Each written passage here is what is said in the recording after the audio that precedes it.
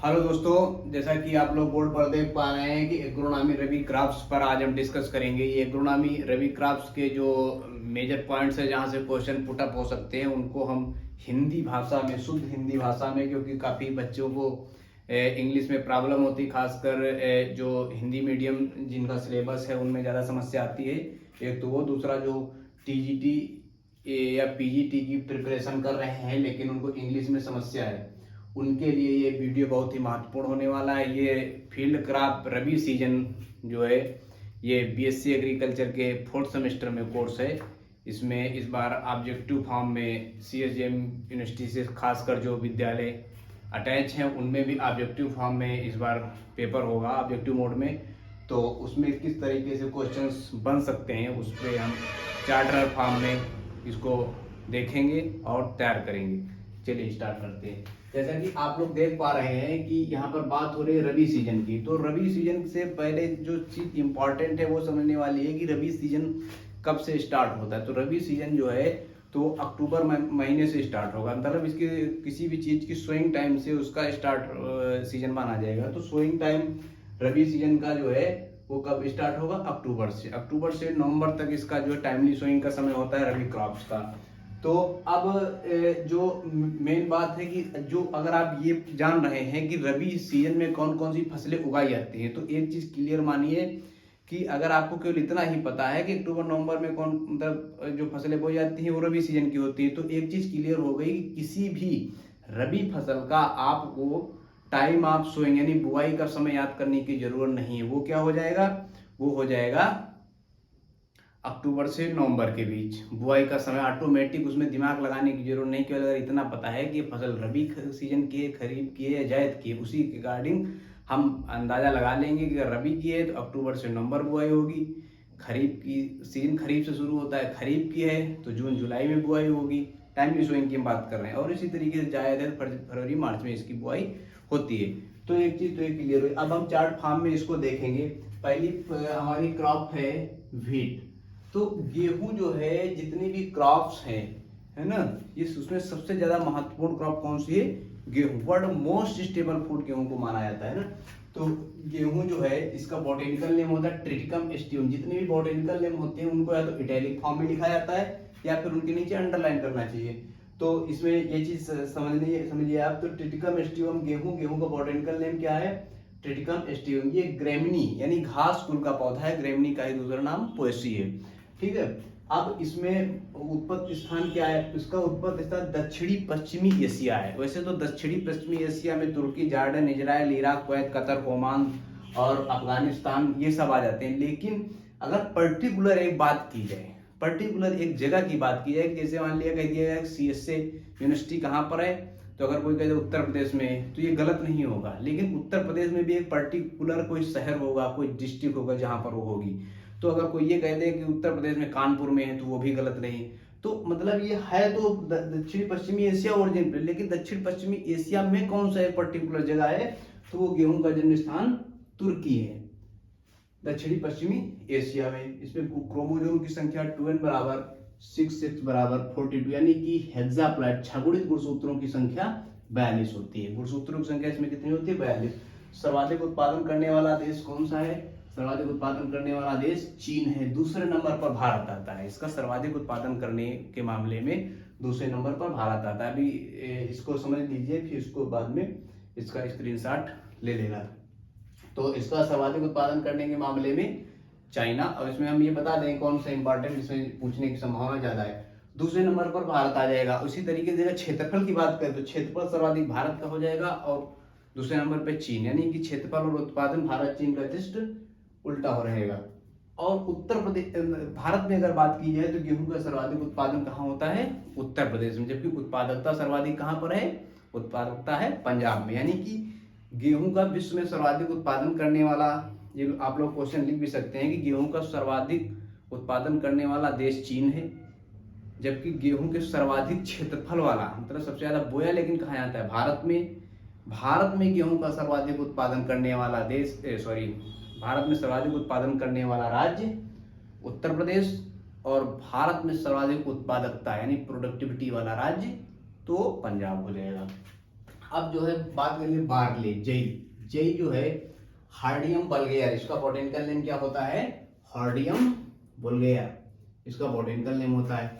ये भी घास कुल का पौधा। देखिए घास कुल के पौधे की एक खासियत ये होती है, अगर बांस को छोड़ दिया जाए तो बाकी जितने भी घास कुल में आते, बांस भी एक प्रकार का घास कुल के पौधे खासियत होती है उसमें लकड़ी नहीं होती है ना, तो ये घास कुल की खासियत होती है। देखिए अरहर की लकड़ी से आप लोग खाना भोजन बना सकते हैं घर में, गांव में अभी काफी चूल्हे में खाना बनाया जाता है, लेकिन कभी भी ग्रेमिनी कुल के जो पौधे होंगे उनकी लकड़ी से खाना नहीं बनाया जा सकता है ना, क्योंकि उसमें लकड़ी नहीं पाई जाती है, एक्सेप्शन अगर बांस को मान लिया जाए ना। तो ये घास कुल में ग्रेमिनी कुल ही होगा इसका। अब्सीनिया, इसका जो है उत्पत्ति स्थान अब्सीनिया हो जाएगा। कहीं कहीं पर इथोपिया भी दिया है, लेकिन इसका जौ का उत्पत्ति स्थान क्या है? अब्सीनिया। गुणसूत्रों की संख्या दुगुनी, गुणसूत्रों की संख्या 14, और सर्वाधिक उत्पादन जो है रूस, रशियन फेडरेशन भी कहीं कहीं आता है, लेकिन रूस इसका सर्वाधिक उत्पादन करने वाला देश है। अब ओट की बात करें, ओट क्या है? जई। जई का बॉटेनिकल नेम होता है अवेना सटाइवा। ये भी ग्रेमिनी कुल का पौधा है। ये इसका उत्पत्ति स्थान क्या है? Asia minor. एशिया माइनर इसका उत्पत्ति स्थान हो जाएगा। गुणसूत्रों की संख्या, छगड़ित गुणसूत्रों की संख्या 42 होती है। इसका भी सर्वाधिक उत्पादन जो है रशिया यूनियन या फिर रूस में होता है। अब चने की बात करें तो चना जो है दलहनी फसलों में एक बहुत ही महत्वपूर्ण फसल है, जिसको जो है इसके हर चीज बहुत ज्यादा इंपॉर्टेंट है। चने के बॉटेनिकल नेम सीसर एरेटिनम। ये लेग्यूमिनेसी या फेबेसी कुल का एक पौधा है, यानी दलहनी कुल का पौधा। दलहनी कुल में दाल के पौधे आते हैं जो हाई न्यूट्रिटिव वैल्यू रखते हैं, काफी जो है रिच इन प्रोटीन कंटेंट होते हैं। और इसका उत्पत्ति स्थान, वैसे तो इसका भी उत्पत्ति स्थान दक्षिणी पश्चिमी एशिया होना चाहिए, है ना, लेकिन दक्षिणी पश्चिमी एशिया में ही एक पर्टिकुलर देश, क्योंकि हमने बताया दक्षिणी पश्चिमी एशिया में तुर्की भी आएगा, अफगानिस्तान भी आएगा, इराक भी आएगा, कुवैत भी आएगा, कतर भी आएगा, ओमान भी आएगा, लेकिन पर्टिकुलर देश जैसे कि दक्षिणी पश्चिमी एशिया गेहूं, तो गेहूं में दक्षिणी पश्चिमी एशिया, गेहूं में भी सही होगा। अगर ऑप्शन आ रहा है दक्षिणी पूर्वी एशिया, दक्षिणी पश्चिमी Asia, north America, south America, तो दक्षिणी पश्चिमी एशिया। लेकिन अगर देश पूछेगा, क्षेत्र ना पूछ के, जैसे भारत अगर किसी चीज का उत्पत्ति स्थान भारत है, तो भारत की जगह पर अगर वो दक्षिण एशिया भी पूछ रहा है, भारत ऑप्शन नहीं दे रहा, तो इसका मतलब ये नहीं कह सकते हो कि ऑप्शन में नहीं है। दरअसल दक्षिण एशिया में ही भारत आता है ना। तो इसी तरीके से अफगानिस्तान की जगह पर ओरिजिन प्लेस इसका क्या हो सकता है? दक्षिणी पश्चिमी एशिया भी इसका ओरिजिन प्लेस हो सकता है। गुणसूत्रों की संख्या 2n बराबर 14 या 16 होते हैं। अब इसमें भी दो वैरायटी होती है सीसर एरेटिनम, यानी कि चना जो है वो दो प्रकार का होता है। कौन कौन सा? एक होता है सीसर एरेटिनम, एक होता है सीसर काबुलियम। तो सीसर एरेटिनम जो होता है वो देसी चना होता है, जबकि सीसर काबुलियम जो छोला चना होता है, बड़ा वाला सफेद वाला चना, वो सीसर काबुलियम होता है। ठीक है, इसका सर्वाधिक उत्पादन भारत में ऑलमोस्ट लगभग 50% उत्पादन, टोटल उत्पादन का लगभग 50% उत्पादन केवल भारत करता है। अब अगला देखते हैं मसूर। मसूर लेंस स्कुलेंटा। देखिए बॉटेनिकल नेम इसका याद रखना है क्योंकि ज्यादा पॉपुलर नहीं है। इसमें जो है कुल फैमिली की अगर इसकी बात कर ले हम, तो ये फैमिली लेग्यूमिनेसी कुल का एक पौधा है, दलहनी कुल का पौधा है। इसका उत्पत्ति स्थान क्या है? इजिप्ट। इसका उत्पत्ति स्थान इजिप्ट हो जाएगा। कहीं कहीं पर इथोपिया भी दिया होता है।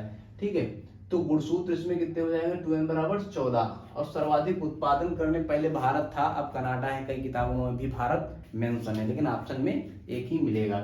ठीक है, अब बात कर लेते हैं मटर की। मटर पाइसम सेटाइवम। Pisum sativum. देखिए मटर जो होती है वो दो तरीके की होती है। कौन कौन सी? एक सब्जी मटर और एक दाल वाली मटर। तो जो सब्जी मटर होती है, देखो सब्जी मटर और दाल वाली मटर में क्या अंतर होता है? सब्जी मटर जो होती है उसका दाना सूखने के बाद भी हल्का हरा बना होता है, जबकि दाल वाली मटर जो होती है उसका दाना सूखने के बाद में क्रीम कलर का या फिर व्हाइट कलर का दिखेगा। सब्जी मटर का जो दाना होता है वो क्या होगा? सब्जी मटर का दाना जो होगा वो सूखने के बाद रिंकल फॉर्म में होगा, जबकि दाल वाली मटर का दाना सूखने के बाद एकदम गोल होगा।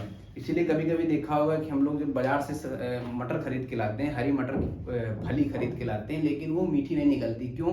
क्योंकि हम लोगों को पता नहीं होता, हम लोग सब्जी मटर की जगह दाल वाली मटर ले आते हैं। ठीक है, तो ये मेडिटेरियन रीजन, कहीं कहीं पर मेडिटेरियन रीजन, ये जो है यूरोप का पार्ट है मेडिटेरियन रीजन। मेडिटेरियन रीजन इसका उत्पत्ति स्थान है किसका? मटर का। ये मेडिटेरियन रीजन पूरे गुणसूत्रों की संख्या 14 होती है और इसका सर्वाधिक उत्पादन भारत में होता है। ठीक है, इसके दो होते हैं, सिसर पाइसम सटाइवम वैरायटी हार्टेंस। हार्टेंस मतलब हार्टिकल्चर से संबंधित है, यानी कि सब्जी मटर। और पाइसम सटाइवम वैरायटी अर्बेंस। अर्बेंस जो है वो क्या हो जाएगा, ये हो जाएगा हमारा दाल वाली मटर। ठीक है, तो ये हार्टेंस और अर्बेंस याद रखना है।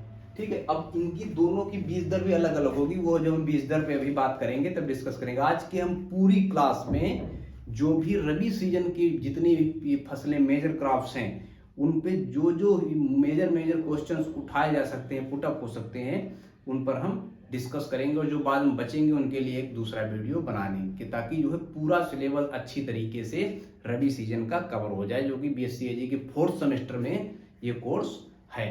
और साथ साथ में टीजीटी और पीजीटी की प्रिपरेशन करने वाले हिंदी मीडियम स्टूडेंट के लिए तो बहुत उपयोगी है। तो अब हम बात करेंगे किसकी, मस्टर्ड। देखिए सरसों जो है, तो सरसों को बॉटेनिकल नेम जिस तरीके से इसमें जो चीज सरसों की जो चीजें लिखी हैं, ये जिस फॉर्म में लिखी है इस फॉर्म में इसमें इंपॉर्टेंट नहीं है। क्यों नहीं इंपॉर्टेंट है देख लीजिए। कारण ये है कि इसमें पर्टिकुलर पूछ लेगा कि इंडियन मस्टर्ड का बॉटेनिकल नेम क्या होता है ना, ब्लैक मस्टर्ड, इस तरीके से पूछेगा। तो मतलब मैंने क्या है अलग अलग, जैसे कि इंडियन मस्टर्ड ब्रेस्का जेंसिया, ब्लैक का क्या हो जाएगा ब्रेस्का नाइग्रा। तो ये अलग अलग बॉटेनिकल नेम पूछेगा। तो मस्टर्ड पे जब हम डिस्कस करेंगे तब जो है हम इस पर बात करेंगे। लेकिन फिलहाल इसका जो नॉर्मल चीजें समझ लेते हैं कि ब्रेस्का स्पीसीज, कुल फैमिली तो उसी फेरी ही रहेगी सब में। ठीक है, उत्पत्ति स्थान भारत, कॉमन उत्पत्ति स्थान ओरिजिन प्लेस जो है भारत, स्पीसीज जो है वहां पर लगता है। देखिए कोई वानस्पतिक नाम दो चीजों से मिलकर बना होता है। कौन कौन सी, एक जीनस और एक स्पीसीज। ये मान लो पाइसम सटाइवम है, पाइसम सटाइवम पाइनस जो है वो वंश हो गया, और पाइसम वंश हो गया, और सटाइवम इसकी जो है वो जाति हो गई। तो वंश और जाति को मिलाकर वो बनता है क्या, वानस्पतिक नाम। लेकिन जिसमें मतलब वानस्पतिक नाम में वंश और जाति, तो वंश तो लिखा है लेकिन जाति में स्पीसीज ही लिखा है। जाति मतलब जाति को ही इंग्लिश में स्पीसीज कहते हैं, तो इसमें लिखा है ब्रेसिका स्पीसीज, यानी कि जाति क्लियर नहीं, जिसके वानस्पतिक नाम एक से अधिक होते हैं उसमें स्पीसीज लिख दिया जाता है। कि मतलब इसके कई वानस्पतिक नाम है, लेकिन इसमें ये नहीं क्लियर है कि कौन सा पूछा गया है, इसीलिए इसमें कॉमन स्पीसीज लिख दिया जाता है। जैसे कि कपास, तो कपास जो होता है चार टाइप का कपास मुख्यतः, 2 अमेरिकन और 2 इंडियन, यानी कि 2 ओल्ड वर्ल्ड 2 न्यू वर्ल्ड। तो अब जो ओल्ड वर्ल्ड का कॉटन है तो उसमें भारतीय कपास की बात होगी, जिसमें आएगा गोसिपियम आर्बोरियम और गोसिपियम हर्बेसियम। ठीक है, और जो न्यू वर्ल्ड कॉटन है उसमें अमेरिकन कॉटन की बात आएगी, जिसमें गोसिपियम हिर्सुटम और गोसिपियम बारोडेंस की बात होगी। लेकिन नॉर्मल तौर पर क्या लिखेंगे, वानस्पतिक नाम लिख देते हैं गोसिपियम स्पीसीज, यानी कि इसकी कई स्पीसीज हैं, इसीलिए इसको गोसिपियम स्पीसीज कॉमन लिख दिया गया। जब स्पेशल पूछा जाएगा कि अमेरिकन कॉटन बताओ, तब हो जाएगा गोसिपियम हिर्सुटम और गोसिपियम बारोडेंस। ठीक है, तो ये स्पीसीज का मतलब समझो कि जिस बॉटेनिकल नेम में स्पीसीज लिखा होगा, इसका मतलब इसके कई वानस्पतिक नाम है। कुल इसका क्रूसीफेरी होगा, उत्पत्ति स्थान इसका भारत। गुणसूत्रों की संख्या भी इसमें जो है पूरा, जब इसका ट्राइंगल बनेगा ब्रेस्का ट्राइंगल, तो अलग अलग 16, 17, 18 इस तरीके से गुणसूत्र इसमें होंगे। ठीक है, लेकिन अभी जो हम बात कर रहे हैं अभी इसी तरीके से होगी कि नॉर्मल है ना, 12 बराबर 18, इसमें पूछा नहीं जाएगा। सर्वाधिक उत्पादन जो है कनाडा, नेपाल, रसिया, ये जो है उत्पादन करने में अग्रणी राष्ट्र हैं। अब लिंसीड अलसी, अलसी का बोटेनिकल नेम बहुत मतलब पॉपुलर नहीं है, जिसको याद रखना है लाइनम यूसीटेटिसिमम। देखिए लाइनम, ये लाइनेसी कुल का है, तो लाइनम। ठीक है, तो यहाँ से इसको जब लिंक करेंगे कि लिंसीड लाइनम लाइनेसी है ना, लिंसीड मतलब अलसी है ना, इसका उत्पत्ति स्थान मेडिटेरियन रीजन हो जाएगा जो मटर का है। गुणसूत्रों की संख्या इसमें 30 होती है। सर्वाधिक उत्पादन करने में चीन, उसके बाद भारत, रूस, इनका जो है अग्रणी स्थान है। ठीक है, सनफ्लावर। अब सूरजमुखी की बात करें, सूरजमुखी जो है इसका बॉटेनिकल नेम होता है हेलियंथस एनुअस। सूरजमुखी का बॉटेनिकल नेम क्या होता है, हेलियंथस एनुअस। ठीक है, ये किसका कुल का पौधा है, एस्टरेसी कुल का पौधा है। ये देखो अभी हम बता देंगे कौन कौन सी चीज ज्यादा इंपॉर्टेंट। एस्टरेसी, जैसे कि सूरजमुखी की फैमिली बहुत ज्यादा पूछी जाती है। ठीक है। एस्टरेशिया उत्तरी अमेरिका, ये अमेरिका का उत्पत्ति स्थान इसका है। गुणसूत्रों की संख्या 234 होती है। सर्वाधिक उत्पादन जो है यूक्रेन या रशियन फेडरेशन होता है। इसका सर्वाधिक उत्पादन वाला देश कभी नहीं पूछा जाएगा, ठीक है। लेकिन देखिए क्योंकि सिलेबस में है इसलिए हम कवर सब कुछ करेंगे, क्योंकि पूछा कुछ भी जा सकता है। लेकिन ये कहना कि पूछा जाएगा कि नहीं पूछा जाएगा, ये हम प्रीवियस ईयर से थोड़ा सा गेस कर लेते हैं। बाकी लिखा है जिसको आप पढ़िए जरूर, ठीक है। शुगर कैन, गन्ना, गन्ने का botanical name Saccharum officinarum. Saccharum officinarum जो है वो नोबेल कैन इसको कहा जाता है। ग्रैमनी कुल का पौधा है। न्यू गिनी इसका उत्पत्ति स्थान माना जाता है, ठीक है। तो इसको बहुत अच्छी तरीके से याद रखना है, क्योंकि भारत अगर मेंशन है लेकिन सैकेरम ऑफिसिनेरम में गन्ने का नोबेल कैन का बॉटनिकल नेम पूछा गया है, तब हम क्या कहें, न्यू गिनी ही होगा। कई जो है वैसी किताबों में भारत भी लिखा है, जो कि सही नहीं है, क्योंकि अगर हम पर्टिकुलर स्पीसीज पूछें तो एक दो स्पीसीज है जिनका जन्म स्थान भारत है ना। लेकिन इसमें सैकेरम ऑफिसिनेरम जो है जो पूछा जाता है, इसका उत्पत्ति स्थान न्यू गिनी ही है। सर्वाधिक उत्पादन जो है ब्राजील में होता है ना। तो अब जो है ब्राजील और भारत मिलके लगभग 70% से भी ज्यादा उत्पादन करते हैं अकेले गन्ने का विश्व में।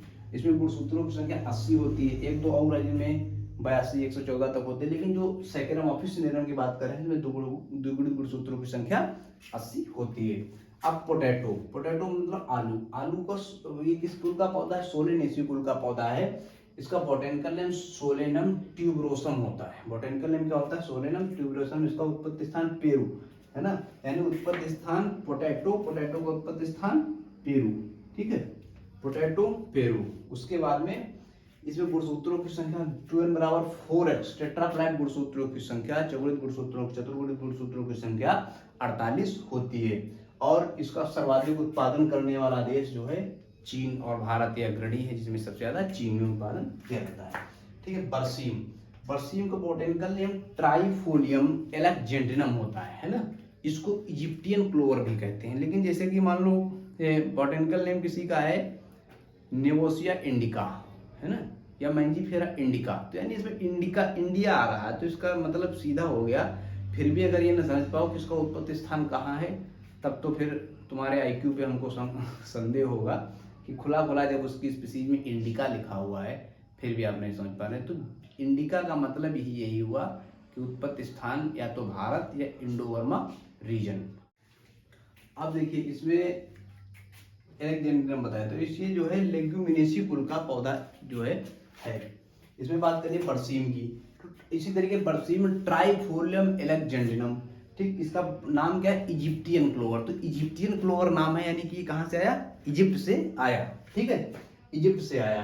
तो इजिप्टियन क्लोवर मतलब जो है इजिप्ट से आया, ठीक।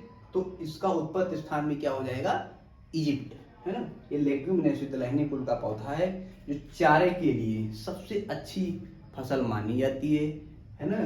साइलेज मक्का और हे बरसीम, हे जो है सबसे अच्छी सूखा चारा जो होता है हे, वो सबसे अच्छा बरसीम का बनता है। और साइलेज जो सबसे अच्छी बनाई जाती है वो मक्का की। तो इसमें मक्का तो है नहीं लेकिन बरसीम है, इसलिए इसमें ये क्वेश्चन पूछा था सब जा सकता है सबसे अच्छी साइलेज किससे बनाई जाती है, तो साइलेज बनाई जाएगी मक्का से, और हे किससे बनाई जाएगी, हे बरसीम से। तो ये दोनों बहुत मतलब closely related to each other है ना, इस टाइप के हैं। इसको बहुत अच्छी तरीके से याद रखना है।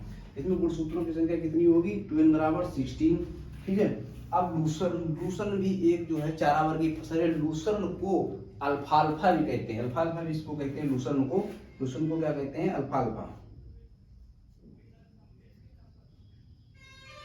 अल्फाल्फा भी इसको कहते हैं। इसका बॉटनिकल नेम मेडिकैगो सटाइवा इसका बॉटनिकल नेम है। लेग्यूमिनेसी कुल का पौधा है। इसका दक्षिणी मध्य एशिया, सेंट्रल एशिया इसका ओरिजिन प्लेस माना जाता है। गुणसूत्रों की संख्या 2n बराबर 4x बराबर 32, यानी कि इसमें टेट्राप्लाइड गुणसूत्रों की संख्या 32 होती है। और उसका सर्वाधिक उत्पादन अमेरिका या संयुक्त राज्य अमेरिका में होता है, ठीक है। अब देखो इस चार्ट से जो मेजर चीजें हैं, जैसे कि इसमें बॉटनिकल नेम जो कॉमन है, अगर गेहूं का बॉटनिकल नेम आपसे पूछा गया और आप 4th सेमेस्टर में हैं या बेसिक पास आउट हो चुके हैं, उसमें भी अगर आपको दिमाग लगाना पड़े गलत हो, तो इसका सीधा मतलब ये है कि आपका एग्रीकल्चर से किसी भी तरीके का कोई संबंध नहीं है। अगर ये संबंध पाया जाता है तो महान इत्तेफाक होगा, है ना। तो इसलिए क्यों, क्योंकि बॉटनिकल नेम अगर आपको गेहूं का नहीं पता है तो क्या मतलब हुआ। उसके बाद जौ, जौ का बॉटनिकल नेम ये भी आपको याद रखना है। जौ का उत्पत्ति स्थान ये पूछा जा सकता है, ठीक है। गुणसूत्र देखिए ये मोस्टली जो है ये ब्रीडिंग के पार्ट में ज्यादा पूछा जाता है, लेकिन अगर पूछ लिया गया तो ये भी नहीं कह सकते हो कि सिलेबस के बाहर का है, ठीक है, तो इसलिए इसको मेंशन करना है हमें, ठीक है। अब देखिए गुणसूत्र में क्या है कि जो इसमें दाल वर्गीय है ना, दाल वर्गीय में जो कौन कौन सी हैं, चना, मटर और मसूर, इनमें 14 गुणसूत्र हैं। चना में मुख्यतः देसी चने के लिए 14 और काबुली चने के लिए 16 बताए गए, लेकिन इसमें 16 गुणसूत्र दोनों के लिए भी कहा जा सकता है, ठीक है। तो दलहनी फसल में जो दलहनी फसलें होती हैं रबी वाली, उनमें गुणसूत्र देखो सब में ज्यादातर वैसे भी दलहनी फसलें जो होती है उनमें 14 ही होती है, एक आधी फसल में इधर उधर होते हैं, तो गुणसूत्र कितने होंगे, 14, ठीक है। अब गेहूं जो होता है ब्रेड मीट यानी जिससे रोटी बनाई जाती है, उस गेहूं में गुणसूत्रों की संख्या 42 होती है, ट्रिटिकम एस्टिवम में, ठीक है। अब इसमें जो है इंपॉर्टेंट क्या है, अब देखिए बाकी इसमें गुणसूत्र अगर पूछे जा सकते हैं तो इसमें सूरजमुखी और गन्ना, इनके गुणसूत्र इंपॉर्टेंट। सोलेनेसी कुल के जो है पौधे में चतुर्गुणित यानी कि टेट्राप्लांट गुणसूत्रों की संख्या 48 ही होती है मोस्टली। तो ये जो सोलेनेसी कुल के पौधे हैं उनमें गुणसूत्रों की संख्या ज्यादातर 48 ही होती है ना। तो लेकिन एग्रीकल्चर में 99% चीजें हमेशा कंफर्म होती है, ये भी बात आपको याद रखनी है ना, 48 सोलेनेसी कुल में। लेकिन अगर आपको लेकिन ये देखना है कौन से पूछ रहे, ज्यादातर टेट्राप्लाइड गुणसूत्र सोलेनेसी में कितने होंगे, 48, याद रखना है। अगर कुल पता है तो इसमें काफी चीजें हेल्प होगी आपकी, ठीक। उसके बाद में इजिप्टियन क्लोवर बरसीम में जो है 16 गुणसूत्र होंगे, ठीक है।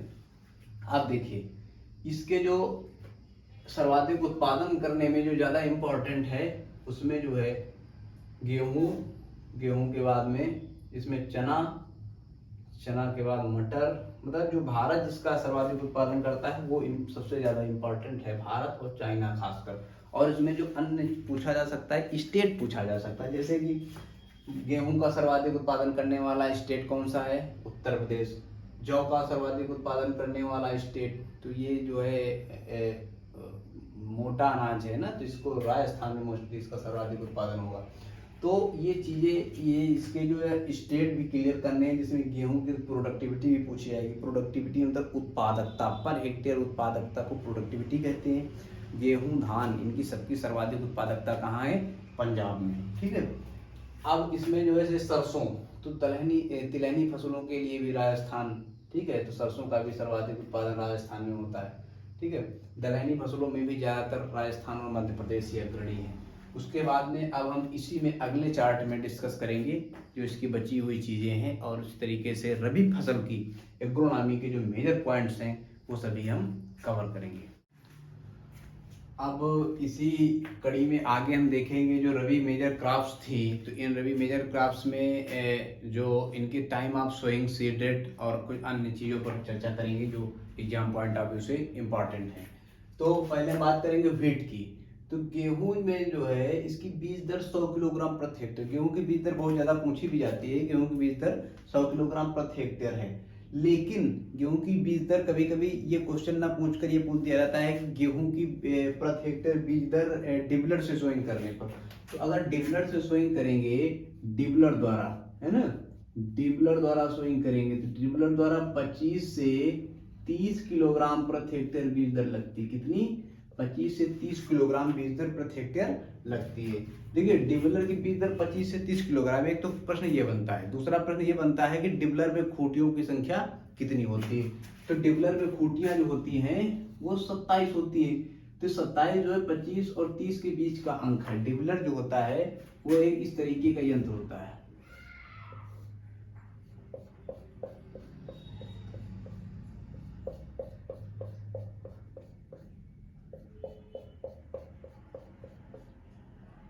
ये इस तरीके का एक यंत्र होता है ना, तो इसमें जो है सब में सीड जाया करता है, और इसको जब ऐसे हम जमीन में धसाएंगे तो यहाँ से एक एक सीड नीचे गिर जाता है। तो 9 त्रिक 27 खूंटियां टोटल डिबलर में होती हैं।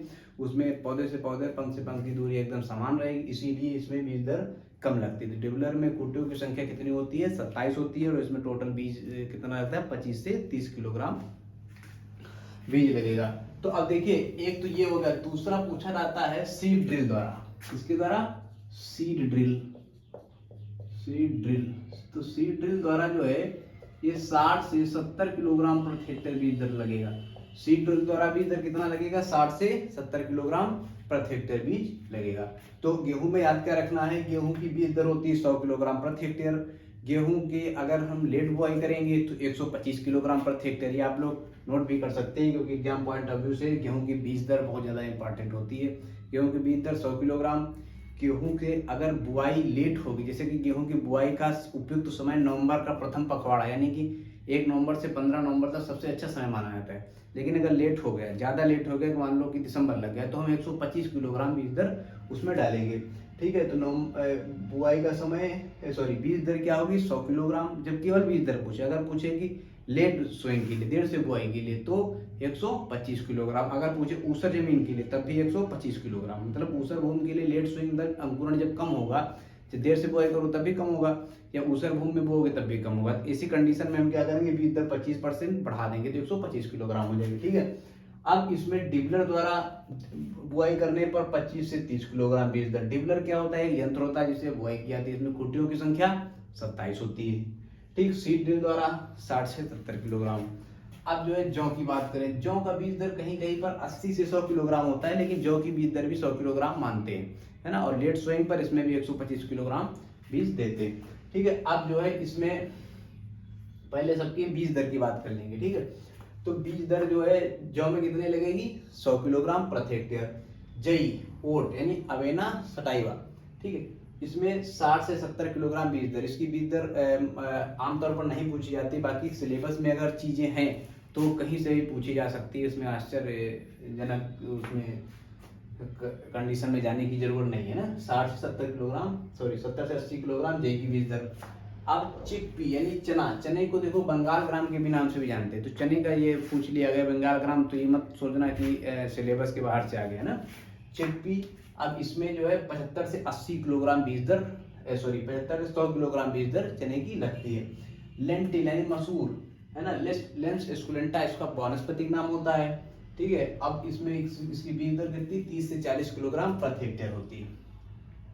बीज दर 30 से 40 किलोग्राम। पी, मटर, मटर की बीज दर होती है 60 से 80 किलोग्राम प्रति हेक्टेयर। मटर की बीज दर कितनी होती है? देखो यहाँ पर हम एग्रोनॉमी पढ़ रहे हैं, फील्ड क्राफ्ट, तो इसमें हम सब्जी की बात तो नहीं करनी चाहिए, लेकिन अगर सब्जी की बीज दर पूछ दिया जाए तो सब्जी मटर की बीज दर होती है 125 किलोग्राम प्रति हेक्टेयर। सब्जी मटर की बीज दर कितनी होती है? 125 किलोग्राम प्रति हेक्टेयर। ठीक है, मस्टर्ड, सरसों, सरसों की बीज दर 3 से 4 किलोग्राम, कहीं कहीं पर 2 से 3 किलोग्राम, कहीं 4 से 5 किलोग्राम, इस तरीके से लिखी होती है। और इसमें दाने के अकॉर्डिंग भी बीज दर होती है, कहीं है ना, कि मतलब दाना बोल्ड सीडेड है ना, स्मॉल सीडेड क्या है, उसी इसके अकॉर्डिंग में। अब लिनसीड, अलसी, अलसी की बीज दर होती है 20 से 30 किलोग्राम प्रति हेक्टेयर। अलसी की बीज दर कितनी होती है? 20 से 30 किलोग्राम प्रति हेक्टेयर। सनफ्लावर, सनफ्लावर मतलब होता है सूरजमुखी, सूरजमुखी की बीज दर होती है 8 से, ये बहुत ज्यादा इंपॉर्टेंट पूछी जा सकती है, सूरजमुखी की बीज दर 8 से 10 किलोग्राम प्रति हेक्टेयर। इसका वानस्पतिक नाम हेलियंथस एनुअस और ये एस्टेरेसी कुल का पौधा है। ठीक है, अब गन्ना, सैकेरम ऑफिसिनेरम, इसकी बीज दर जो है 75 से 80 कुंटल, या फिर सीधा सीधा ना पूछकर कभी कभी पूछ लेता है क्या, 35 से 40 हजार टुकड़े, है ना, 2 से 3 आंख वाले 35 से 40 हजार टुकड़े। ठीक है, अब आलू की बात करें, आलू की बीज दर वैसे तो 20 से 25 कुंटल होती है, लेकिन अगर छोटे छोटे आलू हम उसको मतलब छोटे छोटे आलू लेंगे या फिर उसको हम काट लेंगे, पीस बना, मतलब 2 से 3 आंख वाले पीस बना लेंगे, तो इस कंडीशन में 18 से 20 कुंटल भी बीज दर लगेगी। देर अगर अर्ली सोइंग करेंगे सीड ज़्यादा लग जाएगी, ये सब चीज़ें इसमें अप्लाई होंगी। नॉर्मल सीड रेट हम बता रहे हैं। ठीक है, बरसीम, बरसीम की बीज दर 20 से 25 किलोग्राम नॉर्मल सीड। देखिए जो भी इसमें क्रॉप्स हैं, तो ये जो अपना यूट्यूब चैनल है आजाद एग्रीकल्चर एकेडमी, उस चैनल पर सभी फसलों के लगभग आपको वीडियो मिल जाएंगे एग्रोनॉमी के। तो अगर आपको डीपली पढ़ना हो कि मतलब कोई भी प्रश्न हमारा न छूटे, है ना, किसी क्राफ्ट से, तो आप वहां से जाकर आराम से इत्मीनान से हिंदी इंग्लिश मिक्स करके हमने पढ़ाया है कि अगर आप हिंदी मीडियम में फिर भी समस्या नहीं होगी, इंग्लिश मीडियम में फिर भी समस्या नहीं होगी। तो उसमें क्या है कि वहां से जाकर आप लोग विधिवत पढ़ सकते हैं आराम से, उसमें अच्छी तरीके से चर्चा हुई है और उससे पढ़ने के बाद जो टॉपिक उससे आप पढ़ेंगे उससे प्रश्न नहीं छूटेगा, इस बात की गारंटी है। ठीक है, तो उसके बाद पोटैटो की बात कर लें तो पोटैटो की बीज दर होगी 20 से 25 क्विंटल प्रति हेक्टेयर। बरसीन की 20 से 25 किलोग्राम प्रति हेक्टेयर। लूसन मेडिका एगोफिटाइवा, इसको अल्फाल्फा भी कहते हैं, इसकी बीज दर होती है 20 किलोग्राम प्रति हेक्टेयर। ठीक है, तो ये बीज दर बहुत ज़्यादा फसलें नहीं हैं, 13 फसलें हैं। कुछ फसलें तो कॉमन है, जैसे कि गेहूँ, ये तो याद है सबको होगा, है ना। गन्ना तो याद है, वो क्विंटल में गन्ना और आलू की ही केवल बीज दर होगी, है ना ज़्यादातर। बाकी वैसे तो 1 क्विंटल तो इसकी बीज है, लेकिन 1 केजी में लिखी जाए, है ना। तो ज़्यादातर क्विंटल्स में बीज दर किसकी होगी, गन्ना और आलू की। ठीक, बाकी बची कितनी, 13 में से 11 बची, 100 किलोग्राम वेट की हो जाए 10 बची, है ना। तो इस तरीके से इसको सॉर्ट आउट करके याद करेंगे तो सब याद हो जाएगा। अब बात कर ले बुआई का समय। देखो रबी फसल हम इस अभी डिस्कस किस पे कर रहे हैं, जो बीएससी के 4th सेमेस्टर में रबी फसल है। तो रबी फसल की बुआई जो होती है वो अक्टूबर के प्रथम पखवाड़े से शुरू होती है और मुख्यतः दिसंबर के प्रथम पखवाड़े तक चलती है। लेकिन समय से बुआई के लिए 2nd fortnight of October to 1st fortnight of November, यानी कि अक्टूबर के द्वितीय पखवाड़ा से नवंबर के प्रथम पखवाड़े तक बुआई का उपयुक्त समय होता है। अब गेहूं की बुआई, जैसे सुना हुआ गांव में कि गेहूं की बुआई 14 नवंबर तक कर देनी चाहिए। 14 नवंबर मतलब प्रथम पखवाड़ा, तो बुआई का उपयुक्त समय क्या होता है, नवंबर का प्रथम पखवाड़ा। उसी तरीके से जौ का भी नवंबर का प्रथम पखवाड़ा, जई का भी नवंबर का। चना में अक्टूबर के द्वितीय पखवाड़े से नवंबर के प्रथम पखवाड़ा। चने की बुआई अगर अक्टूबर के महीने में हो जाए तो ज्यादा सही होता है। ठीक है, मसूर की भी वही चीज, चना मसूर मटर इनकी बुआई अक्टूबर के, देखो वो कॉमन ही है, मतलब बुआई का समय अक्टूबर नवंबर ही होता है ना। तो उसी में केवल इतना सॉर्ट आउट आप लोगों को करना है, प्रथम पखवाड़ा द्वितीय पखवाड़ा। ज्यादातर बुआई अक्टूबर नवंबर में होती, इसीलिए इससे प्रश्न बहुत कम पूछे जाते हैं क्योंकि ये सीजन वाइज होता है।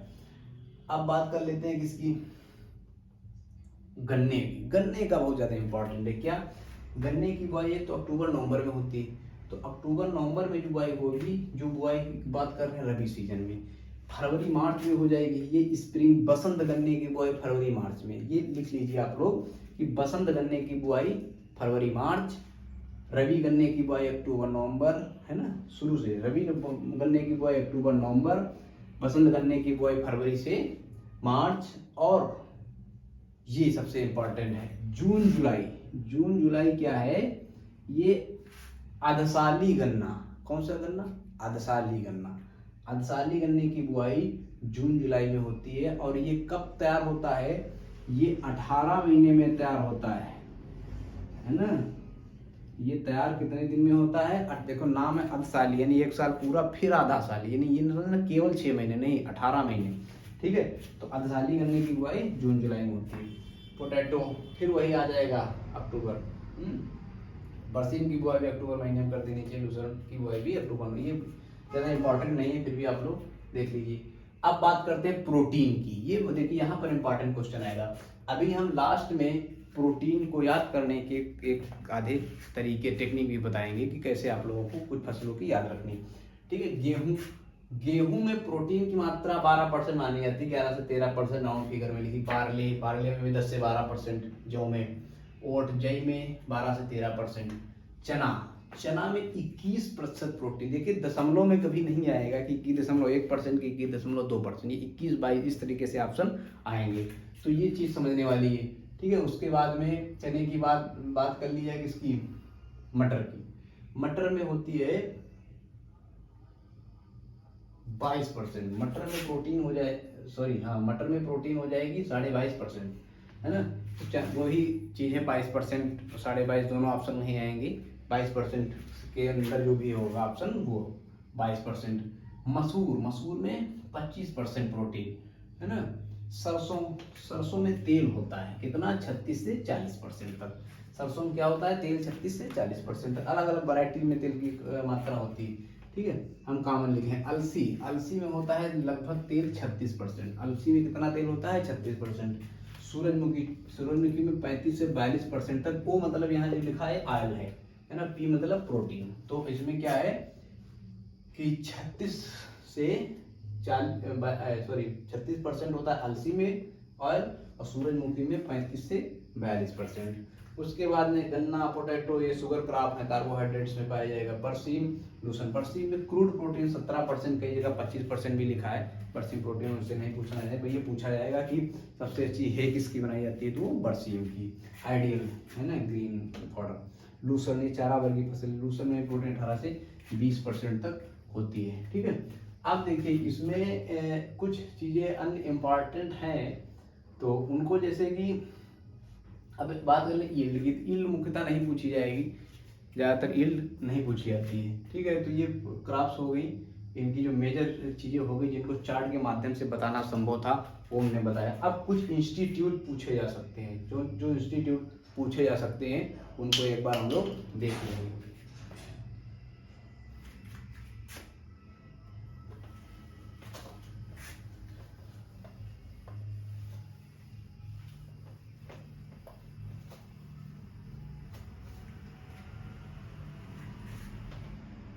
एक तो पूछा जा सकता है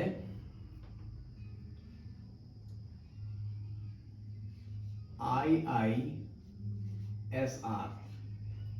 मतलब कि भारतीय गन्ना अनुसंधान संस्थान, Indian Institute of sugarcane Research, भारतीय गन्ना अनुसंधान संस्थान, ये कहाँ पर है, लखनऊ। दूसरा गन्ना प्रजनन संस्थान, ये कहाँ है, कोयम्बटूर, तमिलनाडु। राष्ट्रीय शर्करा संस्थान, राष्ट्रीय शर्करा संस्थान, ये कहाँ पर है, NSI, ये है कानपुर। भारतीय दलहन अनुसंधान संस्थान,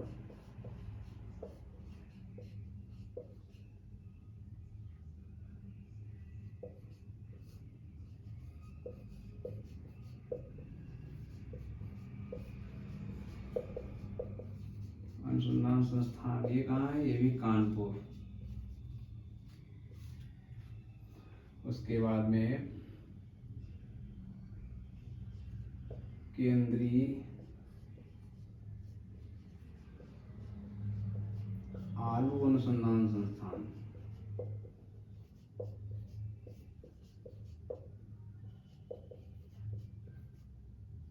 ये कहाँ पर है,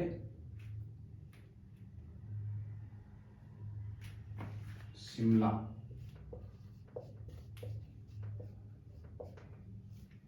शिमला मतलब हिमाचल प्रदेश। ठीक है, अब इसमें जो मुख्य हैं, गेहूं शोध निदेशालय, गेहूं शोध निदेशालय, ये कहाँ पर है, ये है करनाल, हरियाणा। ठीक है, कुछ अंतरराष्ट्रीय अनुसंधान संस्थान जैसे इक्रीसैट कहाँ पर है, तो इक्रीसैट हैदराबाद में हो जाएगा। सिमिट मतलब कि अंतरराष्ट्रीय गेहूं और मक्का अनुसंधान संस्थान, ये कहाँ पर है, ये मैक्सिको में हो जाएगा। तो ये सिमिट याद रखना है, मैक्सिको में है ना। इक्रीसैट कहाँ पर है, हैदराबाद में। ठीक, और ये कुछ अनुसंधान संस्थान हैं जो एग्जाम पॉइंट ऑफ व्यू से इम्पोर्टेंट है, क्योंकि ये जो रबी फसलें जिन पे अभी बात हुई इन्हीं से रिलेटेड अनुसंधान संस्थान है ये, है ना। तो ये इसको बहुत अच्छी तरीके से याद रखना है ना। ये कुछ अनुसंधान संस्थान हैं जिनको याद रखना है अच्छी तरीके से, तो इनसे प्रश्न पूछे जा सकते हैं। अब हम बात अभी हम कर रहे थे कि प्रोटीन जो है ना, किसमें कितनी पाई जाती है। तो प्रोटीन की बात अगर कर लें दलहनी फसलों में क्या होगा,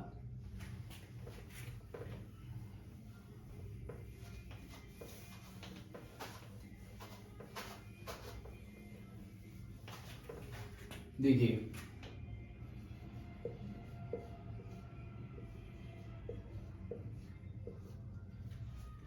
चना मटर,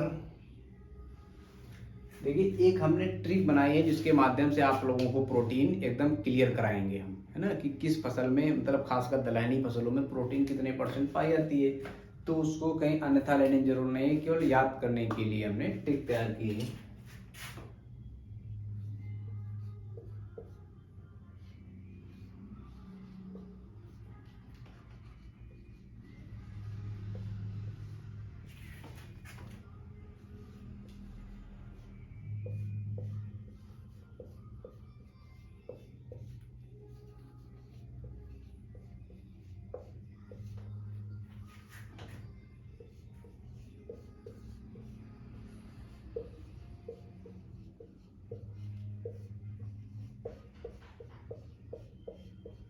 देखिए अकबर के जो नवरत्न थे उसमें से एक थे मुल्ला दो प्याजा, है ना।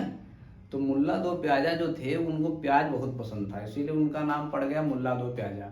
तो अगर वही मुल्ला दो प्याजा को प्याज न पसंद होकर चना और मटर पसंद होता तो क्या होता। देखिए चना मटर से लब करके उर्दू वाले मुल्ला जी मशहूर हो गए, है ना। आज बात आप लोग भूलना भूल जाएंगे, प्रोटीन जो है आज से याद रहेगी एकदम। चना मटर से लब करके, तो चना में प्रोटीन 21%, मटर में 22%, लब से हो गया मतलब लोबिया, लोबिया में 23%। ये याद रखना है, लब मतलब लोबिया 23%। उर्दू मतलब समझी गए होंगे, है ना, उर्द 24%। ठीक, मुल्ला, मुल्ला मतलब हो गया मूंग, मूंग में 25%, है ना। और मसूर हो गए, इसमें भी मसूर, मसूर मतलब मसूर, ये तो जो है ये क्लियर हो रहा है एकदम, मसूर हो गए 25%। ठीक है, 21, 22, 23, 24, 25 मतलब चना मटर से लब करके उर्दू वाले मुल्ला जी मशहूर हो गए। जो मुल्ला दो प्याजा थे वो मशहूर हो गए थे किसमें, चना और मटर ज़्यादा खाते थे। ठीक है, मतलब ऐसा कहीं लिखा नहीं है, ये हम सोच रहे हैं अपने याद करने के तरीके के लिए कि वो मतलब अकबर के जो नवरत्न थे, नौ विद्वान थे, उनमें एक मुल्ला दो प्याजा भी थे, अब्दुल रहीम खान खाना, ये सब लोग उसमें थे, है ना, बीरबल, ये सब रहा करते थे। तो उसी में मुल्ला दो प्याजा थे। तो मुल्ला दो प्याजा जो थे वो मशहूर हो गए कैसे, चना मटर से लब करके उर्दू वाले मुल्ला जी मशहूर हो गए। तो चने में प्रोटीन 21%, मटर में 22%, लोबिया में 23%, उर्दू में उर्द से 24%, मुल्ला मूंग 25%। और ये याद रखना है, फिर यहाँ पढ़ना नहीं है, मुल्ला जी मशहूर हो गए, है ना, मशहूर भी 25%। ठीक है, तो 1, 2, 3, 4, 5, 6 दालों की प्रोटीन हम लोगों को इसमें याद हो गई है। इसको कहीं पर अन्यथा लेने की कोई जरूरत नहीं है, इसको केवल याद करने के पर्पज से बनाया गया है। आप लोग इसको याद करिए, है ना, कि चना मटर से लब करके, लब मतलब लोबिया, उर्दू मतलब उर्द, मुल्ला मतलब मूंग, मसूर मतलब मसूर। ठीक है, तो इस तरीके से हो गया। और इसमें मतलब जो मुल्ला दो प्याजा थे वो मशहूर हो गए थे ना, चना मटर से लब करके उर्दू वाले मुल्ला जी मशहूर हो गए। इसको एक बार जब पढ़ेंगे उसके बाद लाइन लिखिए, लिखने के बाद में ऐसे ऐसे करके इसकी प्रोटीन लिखिए, सब क्लियर हो जाएगा। आज के बाद कभी भी प्रोटीन आप भूलेंगे नहीं। और ये कोई ट्रिक कहीं कॉपी हमने नहीं की है, ये ट्रिक अभी से पहले कहीं नहीं मिलेगी, आज के बाद चाहे जहाँ मिलने लगेगी ना। चलिए बहुत बहुत धन्यवाद। और बताइएगा जरूर, जो इस वीडियो को लास्ट तक देख रहे हैं वो जरूर बताएं कि कैसा लगा क्लास और कैसी रही क्लास। और अगर आगे भी आप लोग 4th सेमेस्टर की या अन्य कोई एग्रीकल्चर क्लास चाहते हैं तो नीचे कमेंट करके बता सकते हैं। बहुत बहुत धन्यवाद।